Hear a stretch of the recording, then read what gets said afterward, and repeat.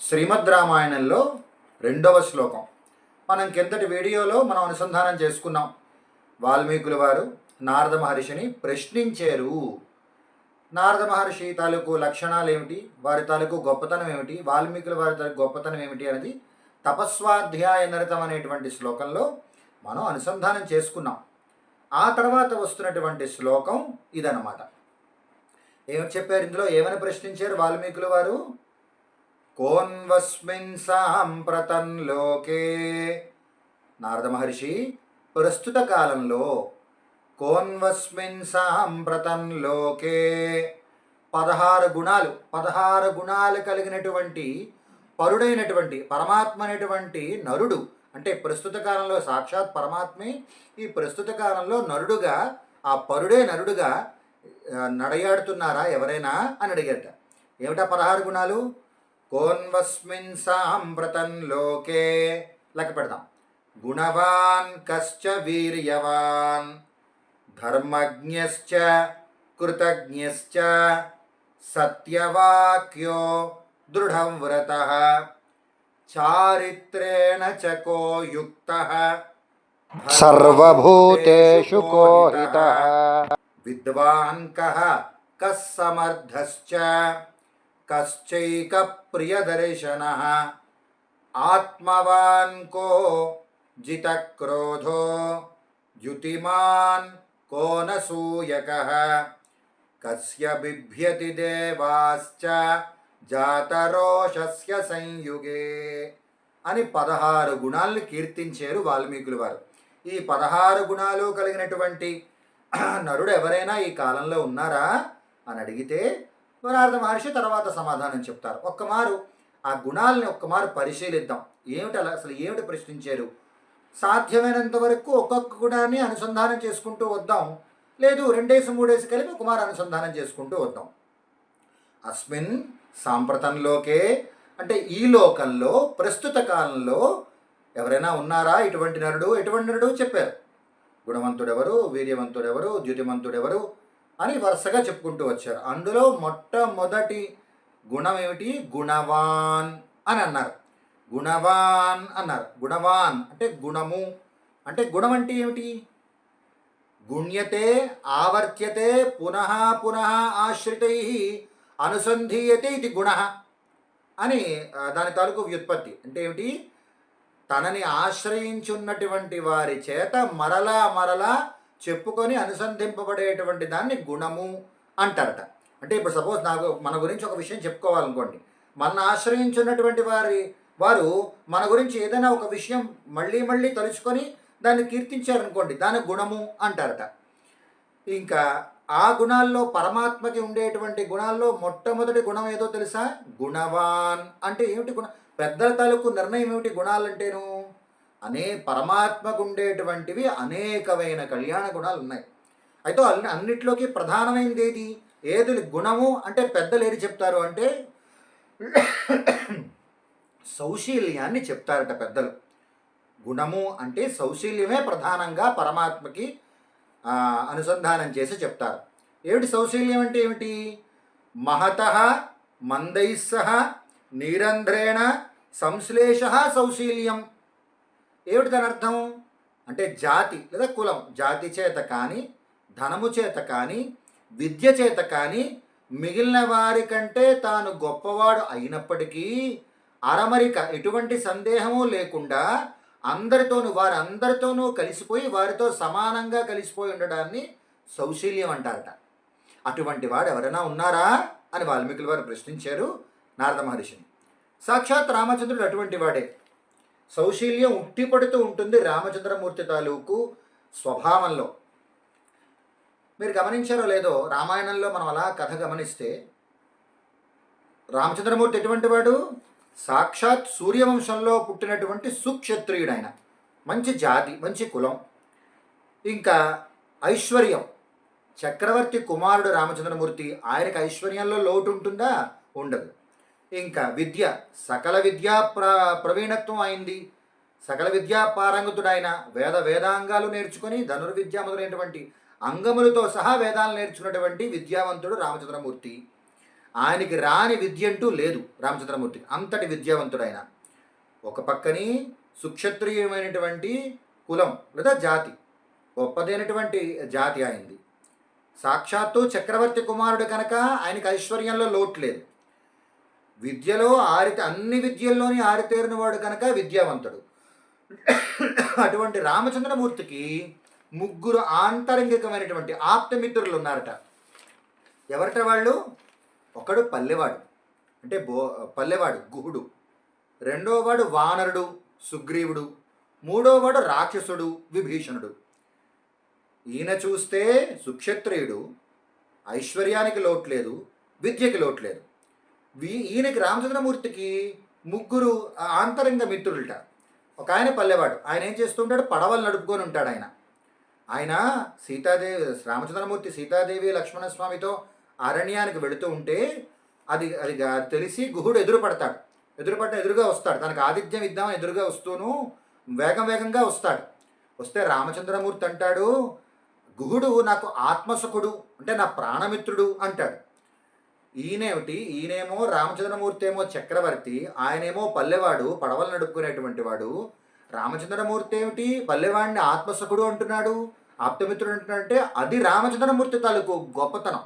గుహుడు తాలూకు యోగ్యత కాదా అని కాదు, గుహుడి యోగ్యత ఉండి కాదు, రామచంద్రమూర్తి తాలూకు గొప్పతనం అది. దాన్నే సౌశల్యం అంటారు.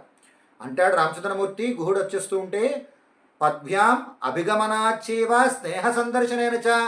గుహ, అయ్యో వేగంగా వచ్చేస్తున్నావయ్యా నువ్వు, పాపం నా కోసం అంత తొందరగా వచ్చేస్తున్నావు, నాకు ఎదురుపడి వస్తున్నావు, ఇంత శ్రమపడి వస్తున్నావు, అవసరం లేదు, నాకు ఎలా వచ్చావు చూసావా, నువ్వు నాకు ఎదురుగా వచ్చినప్పుడే నువ్వు నాకు ఆతిథ్యం ఇచ్చేసావు, ప్రత్యేకించి నా కోసం ఆతిథ్యం ఏర్పాట్లు చేయాల్సిన అవసరం లేదయ్యా, నువ్వు ఆల్రెడీ నా కోసం ఎప్పుడైతే నాకు ఎదురుపడి వచ్చావో చాలు, నువ్వు నాకు ఆతిథ్యం ఇచ్చేసినట్టే అని చెప్పి ఆయన్ని కౌగిలించుకుంటాడు గుహుణ్ణి రామచంద్రమూర్తి. చూసారా, సాక్షాత్ చక్రవర్తి ఒక పల్లెవాడు అని చూడకుండా తన తాలూకు గొప్పతనాన్ని బాగా దించుకొని తగ్గించుకొని, గొప్పవాడైనప్పటికీ కూడా, చక్రవర్తి కుమారుడు అయినప్పటికీ కూడా, ఉన్నతమైనటువంటి సుక్షత్రుడు అయినప్పటికీ కూడా, ఒక పల్లెవాడితో నువ్వు నాకు ఆత్మసుకుడివి, నువ్వు నాకు ప్రియసకుడివి, నా ఆప్తమిత్రుడివి అని చెప్పి ఆయన్ని కౌగిలించుకొని, చాలు ఇంత దూరం శ్రమపడి వచ్చావని చెప్పి, తనకంటే తక్కువైనటువంటి గుహుడు తాలూకు యోగ్యత ఉందా లేదా అని చూడకుండా తాను కిందకు వెళ్ళిపోయి గుహుడు నాతో సమానుడు అంటాడు రామచంద్రమూర్తి. అంత గొప్పదైనటువంటి గుణం సౌశీల్యం. అటువంటి అద్భుతమైన గుణం సౌశీల్యం రామచంద్రమూర్తికి ఉన్నది. మొదట పల్లెవాడయ్యాడు. ఇంకా రెండోవాడు సుగ్రీవుడు. సుగ్రీవుడు ఎవరు? వానరుడు, శాఖామృగం. అడవుల్లో ఒక చెట్టు మించి ఇంకొక చెట్టు మీదకి దూకుతూ అక్కడ ఉండేటువంటి పరిస్థితుల్ని గమనిస్తూ ఉండేటువంటి వాడు వానరుడు. అంటే అడవుల్లో నివసించేటువంటి వాడు. వానర జాతి కూడా మారిపోయింది, వానర జాతి. ఇటు చూస్తే రామచంద్రమూర్తి సుక్షత్రియుడు, ఇదేమో వానర జాతి.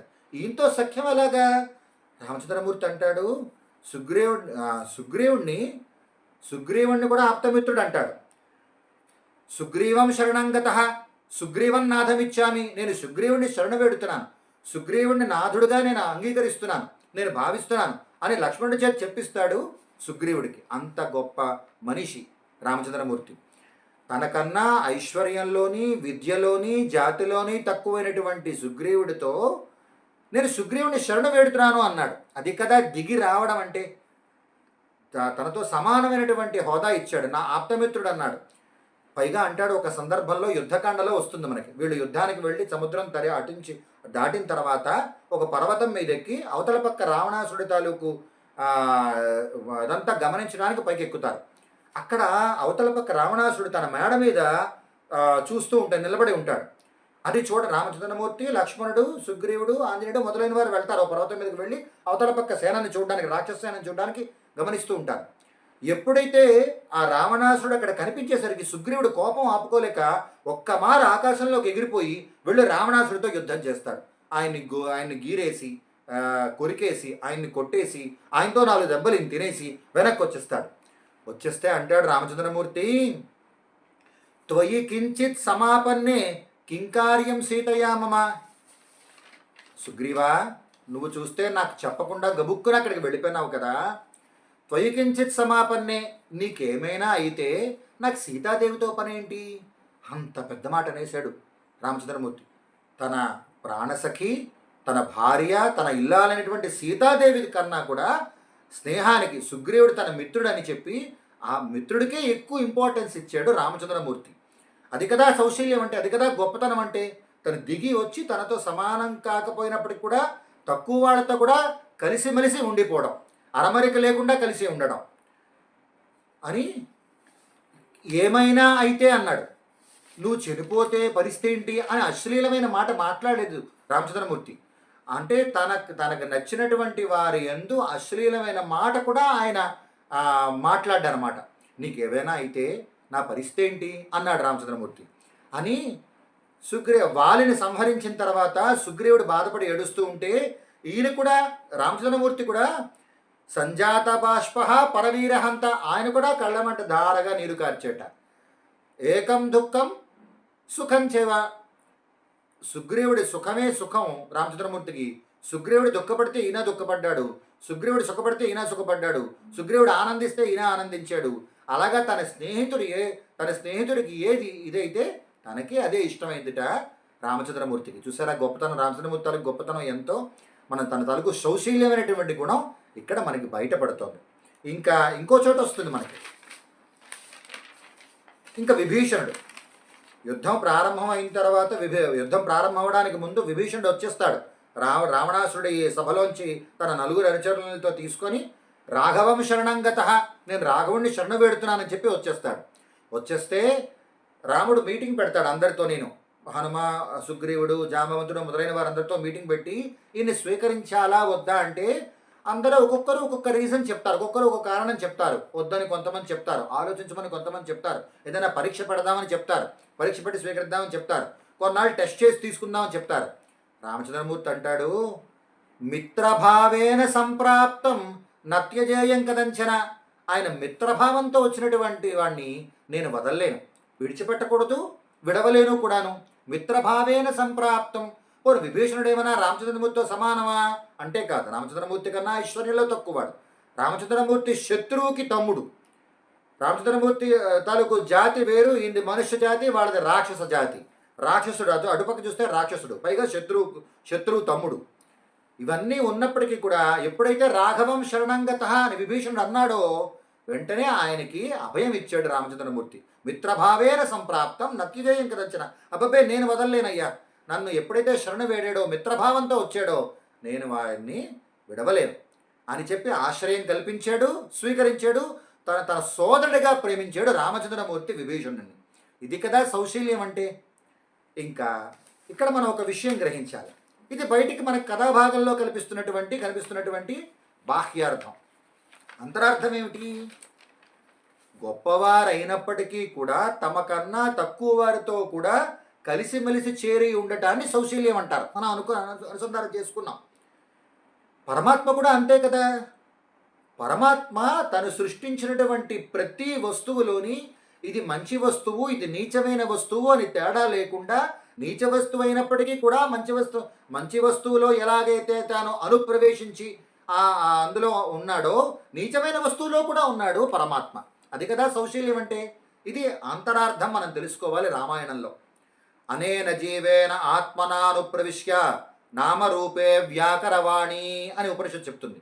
అంటే ఈ ప్రకృతిని నామరూపాలుగా కలదిగా చేసి అందు జీవులలో చేరి ఉండి ప్రవేశించును అని పరమాత్మ గురించి చెప్తారు ఉపనిషత్తులో. పరమాత్మ ఇది నీచమైన వస్తువు, ఇది మంచి వస్తువు అని తేడా లేకుండా ప్రతి వస్తువులోని తాను లోపలికి చేరి ఉండి సత్తా కలిగిస్తున్నాడు పరమాత్మ. అది కదా సౌశల్యం అంటే. స్వస్తి. రామచంద్రమూర్తి తాలూకు సౌశల్యం అనే గుణం వల్ల మనకేం తెలుస్తోంది? రామచంద్రమూర్తికి అభిజనమదం లేదు, ధనమదం లేదు, విద్యామదం లేదు. అయ్యో నేను ఇంత గొప్ప కులంలో పుట్టానన్న ఆలోచన లేదు ఆయనకి. నేను ఇంత విద్యావంతుణ్ణి అన్న ఆలోచన లేదు. నాకింత డబ్బు ఉందని మదం లేదు, ఆయనకి గర్వం లేదు. అది కదా సాటి మానవుడు యందు మనం ఎలా ఉండాలో చూపించాడు రామచంద్రమూర్తి. రామచంద్రమూర్తి తాను మానవుడు ఎలా ప్రవర్తించాలి, మానవుడు ఎలా ఉండాలి అని తాను ఆచరించి చూపించాడు. రామచంద్రమూర్తిని చూసి మనం నేర్చుకోవాలి. మనకి జాతి గర్వం ఉండకూడదు, ధనమదం ఉండకూడదు, నాకు ఇంత డబ్బు ఉంది అని మదం ఉండకూడదు, గర్వం ఉండకూడదు. నాకింత విద్య ఉంది, నేను ఇంత గొప్పవాడిని, ఇంత బాగా చదువుకున్నాను గర్వం ఉండకూడదు.